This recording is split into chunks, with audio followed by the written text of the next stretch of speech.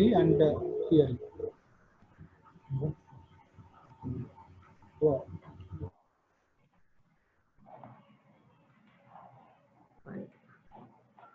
One minute, I can.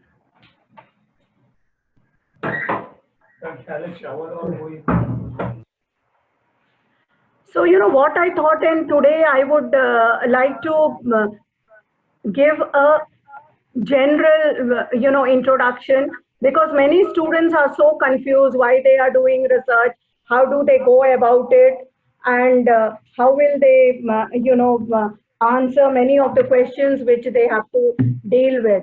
So I thought, I will make this more a general presentation as to what is research, what is the purpose, so that the students are benefited.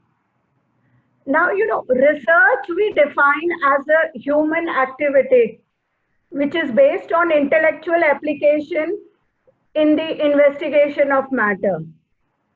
The whole purpose of research is that it has to be an applied research where we are discovering something, you are interpreting something, you develop a method, and you advance human knowledge.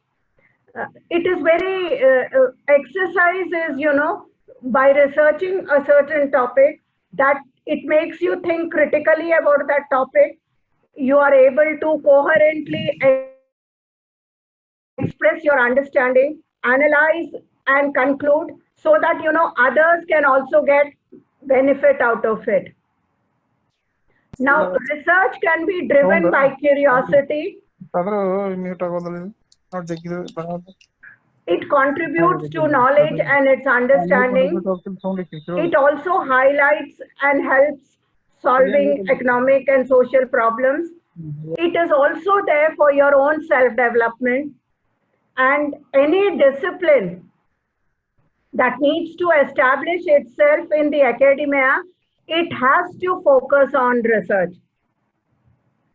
I'll start with a story because it is already afternoon. Many of you would be hungry also. In the University of Cambridge, William Thomson, he is later known as Lord Kelvin, he was a very bright student. And there was a TRIPOS exam. The TRIPOS exam is an undergraduate bachelor's degree exam. And though he was so bright, he stood second in that exam. And the first rank was given to Parkinson. The examiner had written on their paper that both these students had solved a very difficult problem.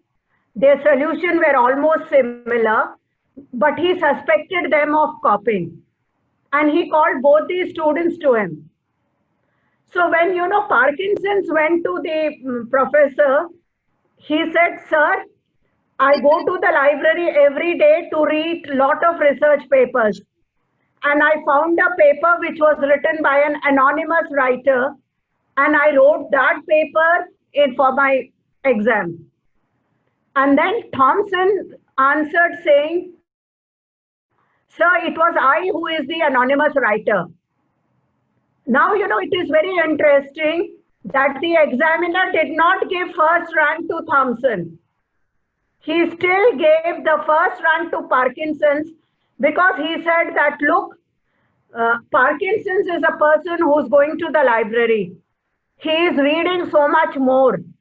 And whereas Thomson's, you think that you know everything, you are the last word, and whatever you are saying is final.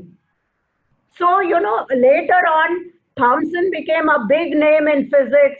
He worked in thermodynamics, electricity, magnetism. His contribution is really well known. So the point which the professor was trying to say, that going to the library, reading others' work is very important for a researcher. Now, to start with, we have to start with the research design. When you want to start any topic, you have to first define what is it that you're going to study. You have to formulate a hypothesis and then, suggest solutions. How are you going to collect material? It also means that you have to organize, evaluate your data, and only then you can come to certain conclusion. It also involves that you have to test your conclusions, whether they are fitting your hypothesis or not.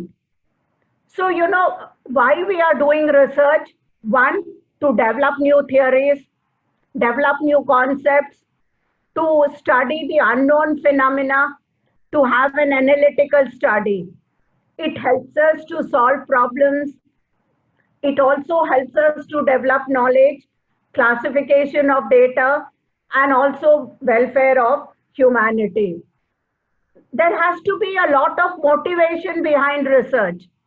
See, definitely the first and foremost is you are trying for a degree and you will get some benefits out of it. But then it also gives you a lot of respectability. It also gives you a desire to face problems, to solve certain problems.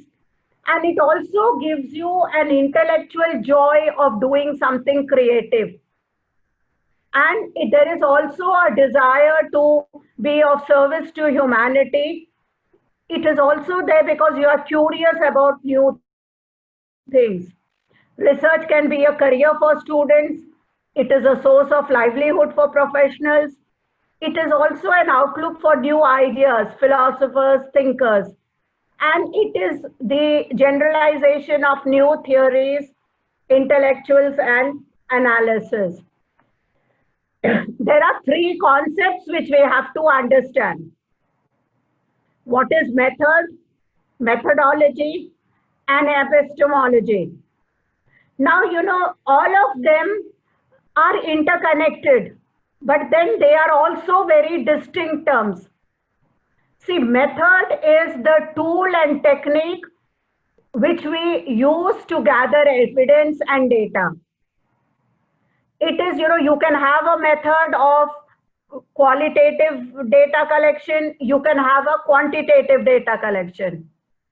Methodology is how are you addressing theoretical questions? How will your research be done? How will you study? And epistemology is the whole concerns about theory, what people have written before you, something which constitutes a knowledge.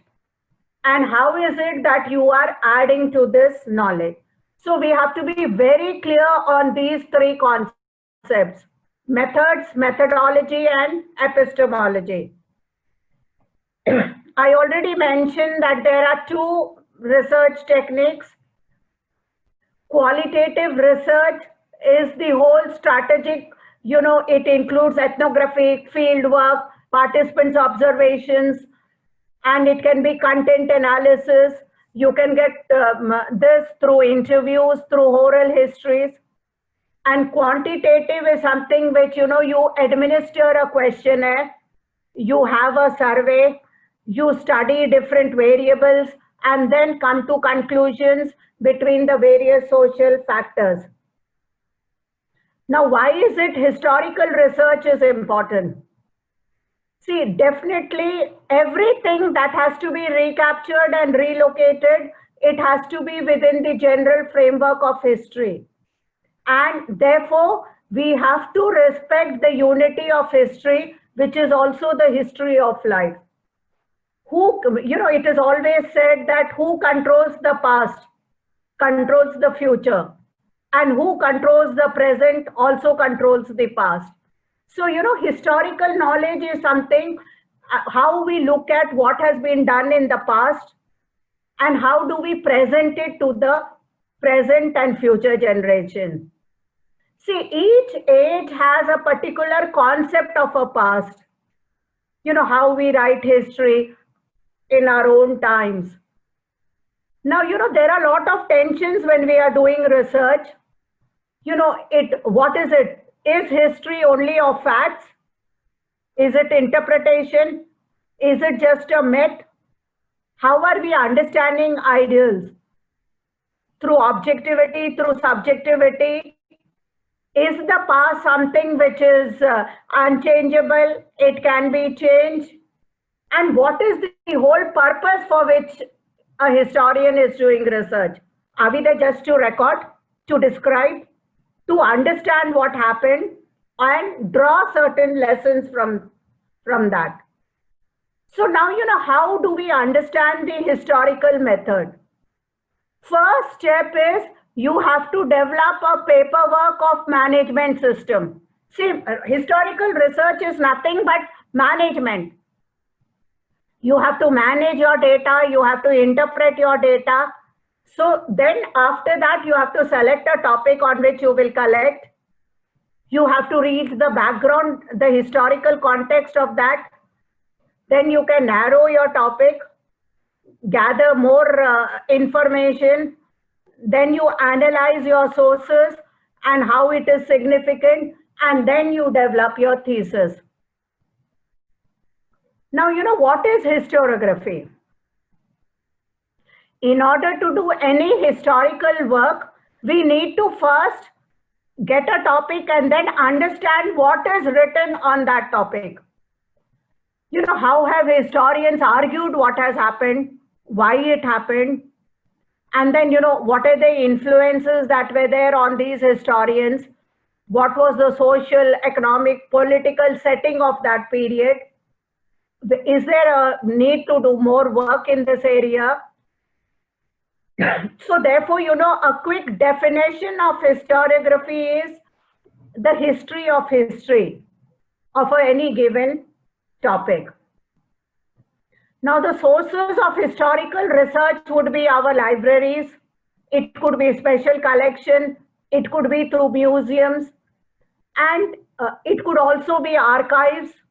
It could be also oral history. See, a lot of works on partition have happened based on oral history. Lot of works on caste have happened based on oral history. These are communities which did not have written archives. Especially, even I work on women's history. Women's voices are not recorded in history. So how do we write a history of women? So, these are some of the questions which are there.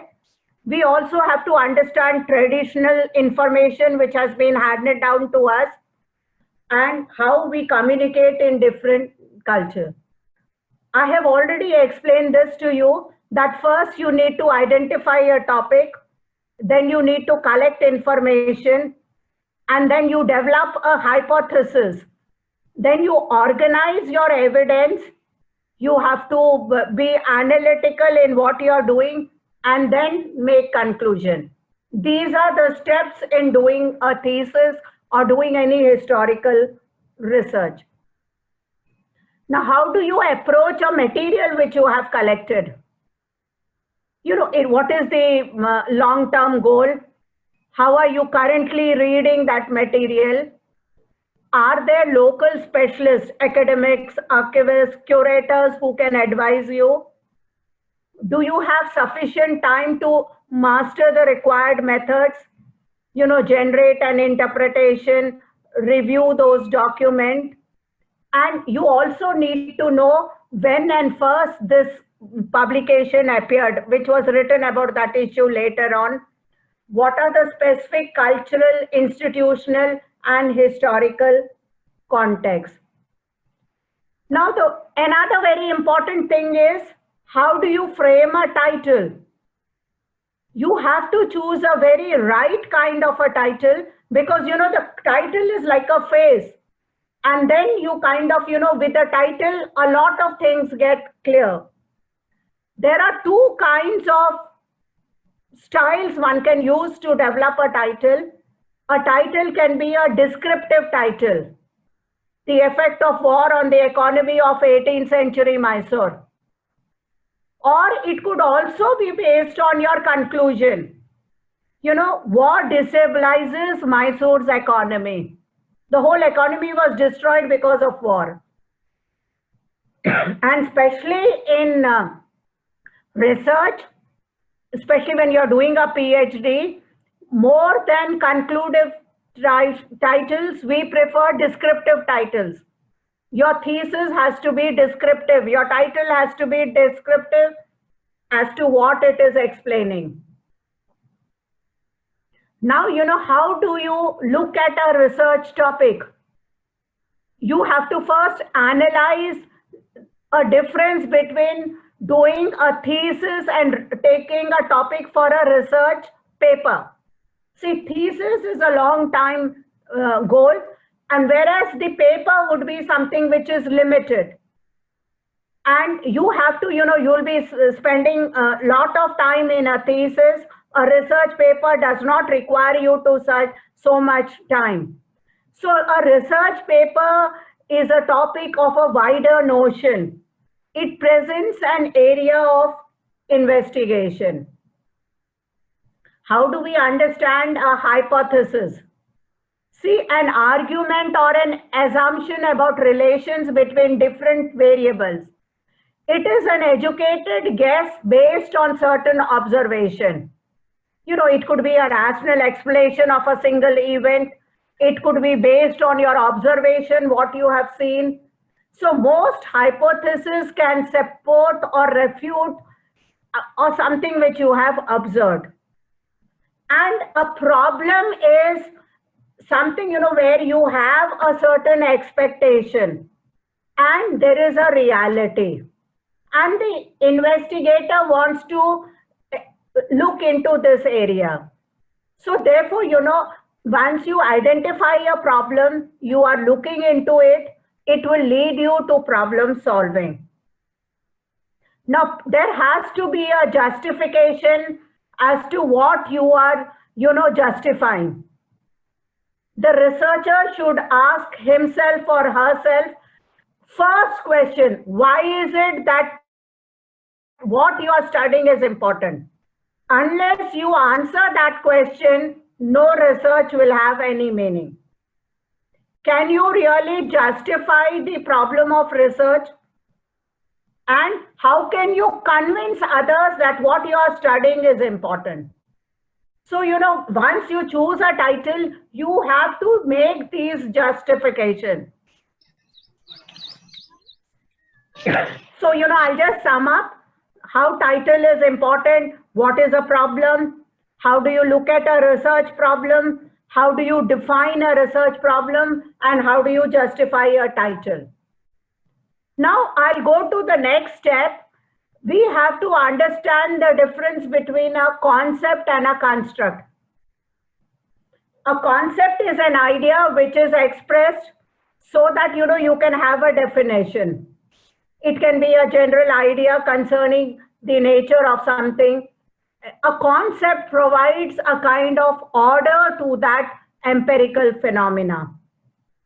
So therefore, what a concept does is it establishes a link between the social world, between an abstract and a concrete reality.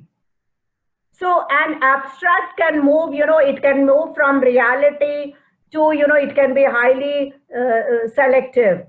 See, when you are looking at a social class, when you're looking at issues of untouchability, popularity, you have to construct a concept and then move forward. Now, footnote is something which is very important. We follow two. One is a footnote and an endnote. Whatever material you are using, how you are summarizing it, paraphrasing it, and only this will give you a credibility as a writer. Because today, many universities are insisting plagiarism is something which is very important. A science student works in a lab, but our labs are the libraries. We are referring to others' work, and we have to acknowledge that work. Otherwise, it just becomes a plagiarized text. So then, you also have to understand theory. Theory is again very important because these are analytical tools to understand, explain, and make certain prediction about any subject matter. So there are various, kind of theories which one could use. It could be a set of sentences. It could also be, relative, and it could, but what is important is what could be true of one theory may not necessarily be true of the other theory. Now, what is the difference between a concept and a theory? A theory is a structural set of ideas. You know, it comes from the Greek idea of looking, to have a view. Now, an example of theory is feminism or actor network theory. But a concept is something which is very fluid, it is adaptable, it is a mental idea which you have. Theories are well grounded, they are more certain, but a concept is something which can be an idea. You know, it is based on something which you define based on certain characteristics. But theory is something which is very well established. Now, you know, footnotes is something which comes at the end of the page. Endnote is something which comes at the end. There are three very important styles which we follow. The first is the Chicago Manual style. You know, it is also called the Turabian style.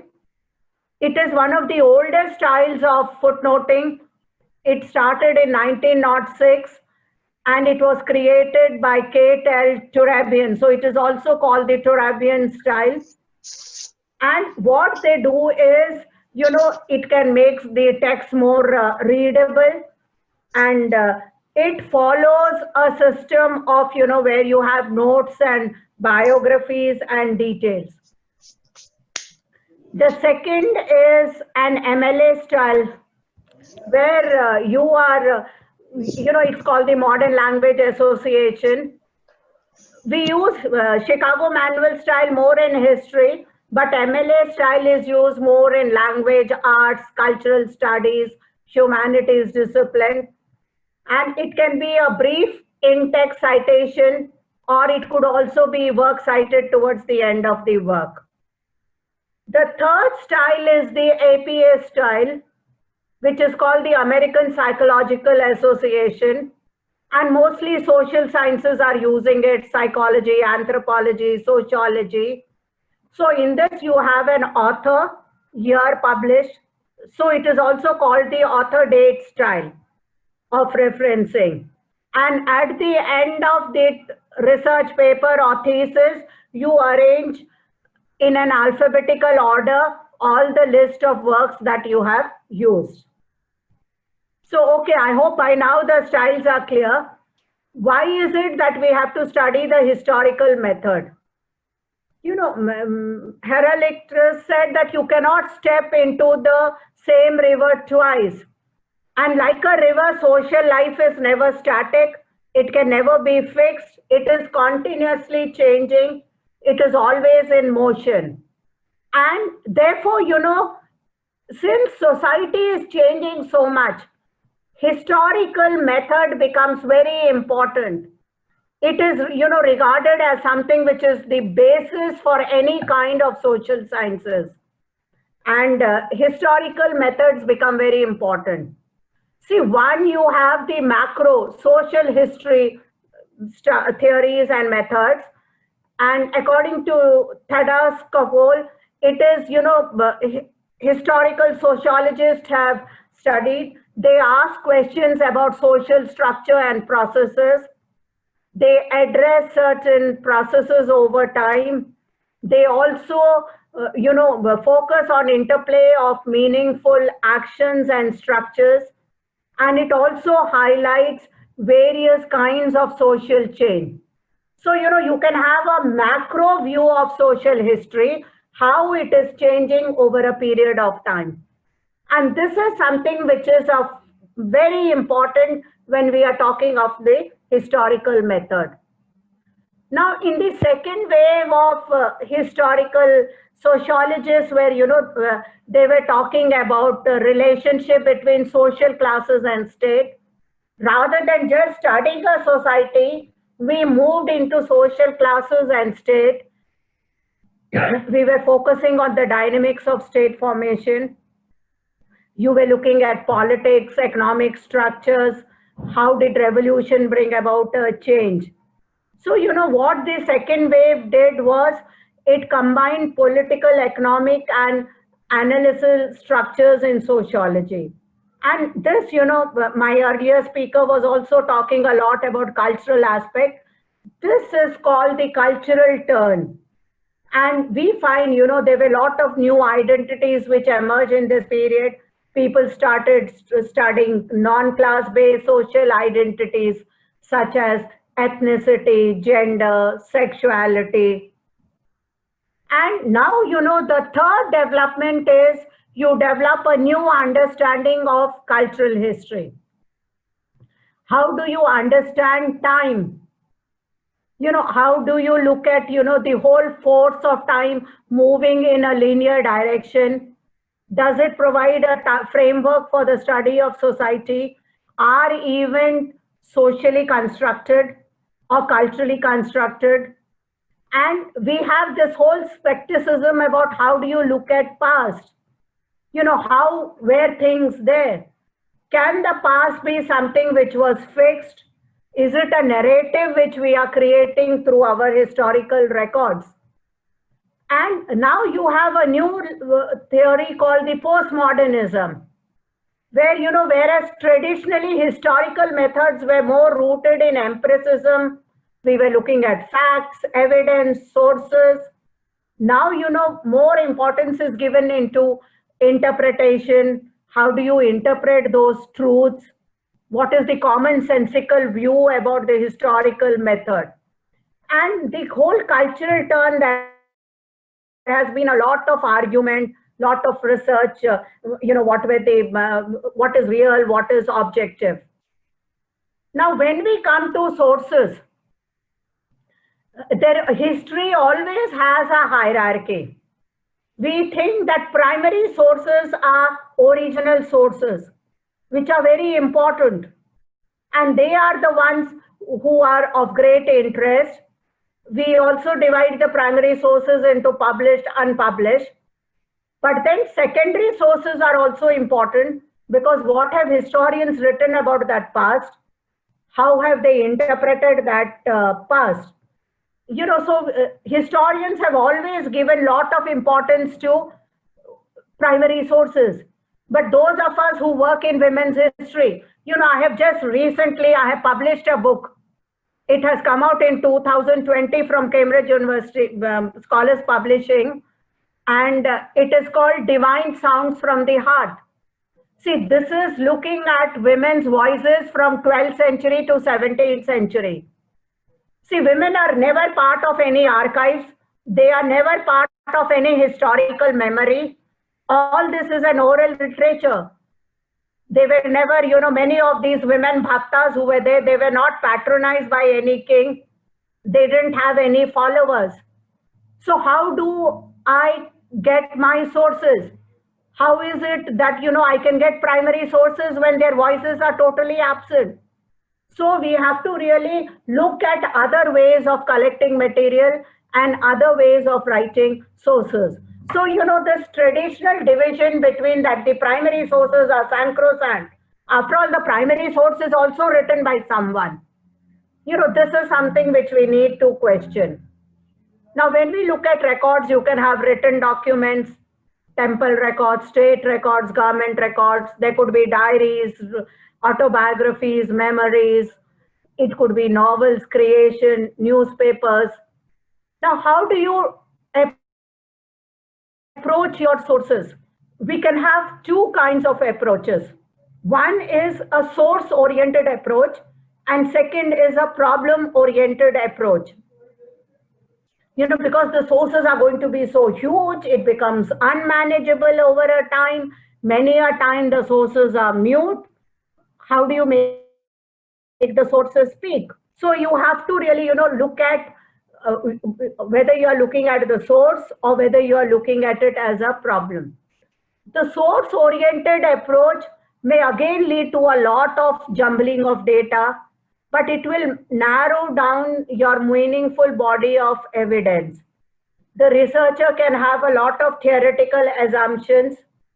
There could be a lot of, explicit analysis which one could do.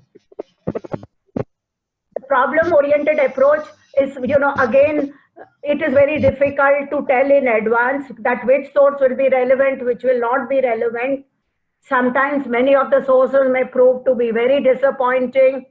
But then you have to go through all these sources and then decide that whether it will help you or not. Again, a very important concept is source criticism beyond bias. All of us are part of a social product. We always have a certain bias, and so when we are looking at our sources, how truthful are we for these? And therefore, we have to assume that all sources are biased. And you cannot have any non-biased sources. And once you recognize this, you will be really able to move beyond the bias. You will be able to see the bias. See, if you look at the whole freedom struggle, all the British records were talking about Indian mutiny and how they were doing so good and it created problems. Many of the Indians started talking about it as the first struggle for freedom. So it was all in interpretation. How are we interpreting it? Oral history also becomes a very important source because many people remember, they have a reminiscence of what happened before. Then you can also have an oral tradition which goes on. If you look at history, our history was only written towards the end of 18th century. We did have a lot of memory which was there. Most of our texts were only in the oral domain. So therefore, you have to give importance to oral history also. Oral history can help us, reconstruct the social history of everyday life, especially when we are talking of working class life in the family, workplace, areas where you do not have sources. So it can also, lead to a counterbalance of the written document, because, you can balance your oral sources with the written document. And like I said, whether ordinary people, women, tribals, peasants, none of them had any voices in history. So how do we write their histories? We have to depend on oral sources to write their history. The problem with oral evidence is oral testimony cannot be an objective window to the past. You have to connect it to some other interpretation or sources. Memory can be very unreliable as a historical source of research. And, people may have very mixed memories. And then the social reality comprises of more than just one individual experience. The whole personal vividness of oral testimony can lead to a lot of historical research. It can lead to a lot of new perspective. Now, another very important theory with which we have to deal with is positivism. See, positivists believe that we just have to show as it was. The fact is nothing, but it is just a fact. You have to show the fact as it exists. You have to record how it was. Ranke is a major follower of this trend, and he does not consider any emotion. You have to not ask questions like, why was the king killed? Why was he murdered? What were the reasons? What were the power politics? But the very fact that the king was killed is a fact. And then, revolutions happened at a particular point in time. Again, another very important thing is idea in history. This is a contribution of Collingwood, and he conceived it both as an interior and exterior of a fact, because facts are expressions which are outside, and the interior is the idea of that expression. So, when you're studying love, an abstract theme, how do you really look at it? You have to develop it in the concept of this idea of history. Another very important concept is ethnocentrism. We have to be aware of this.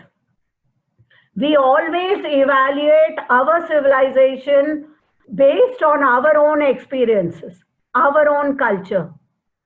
We always look at another society from our point of view. We think we are at the basis of history. When the Britishers came, they had this whole white man's burden. India is uncivilized, barbaric, they have to civilize them.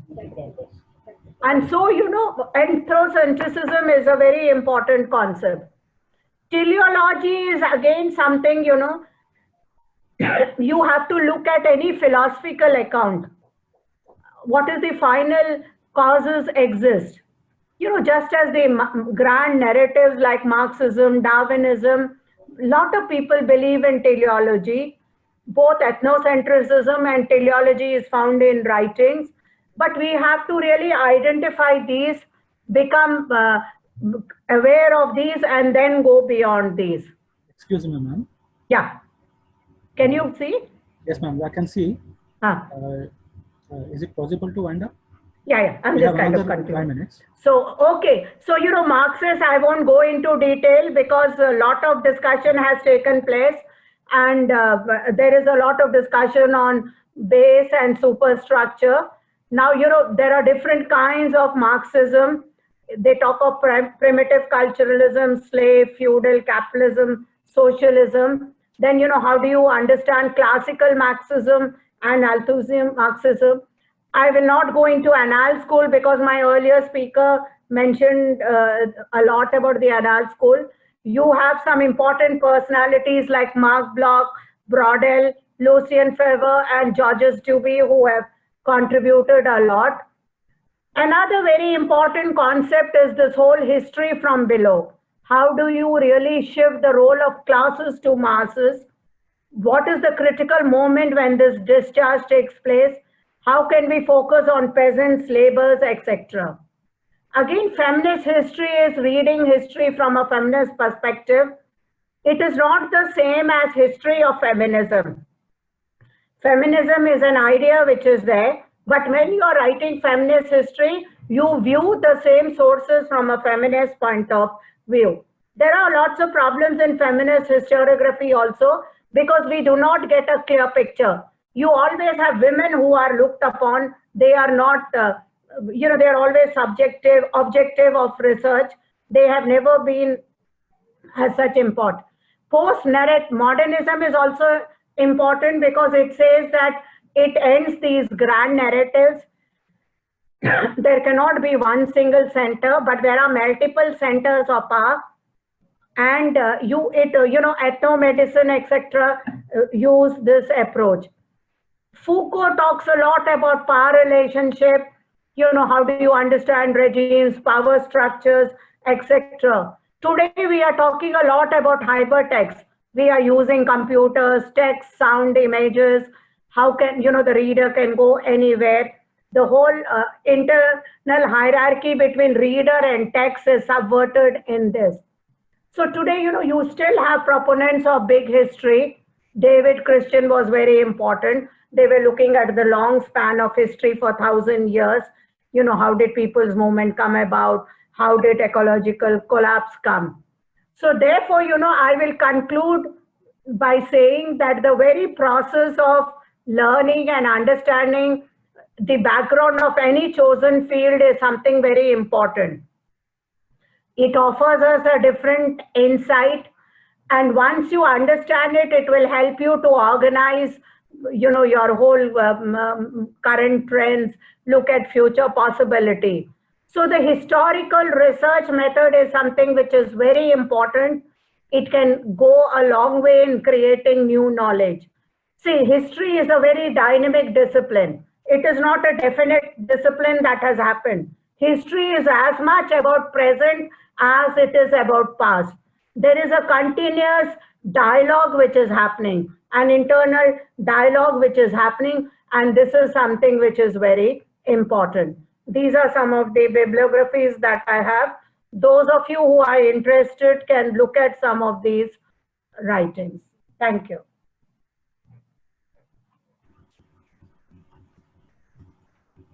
Thank you, ma'am.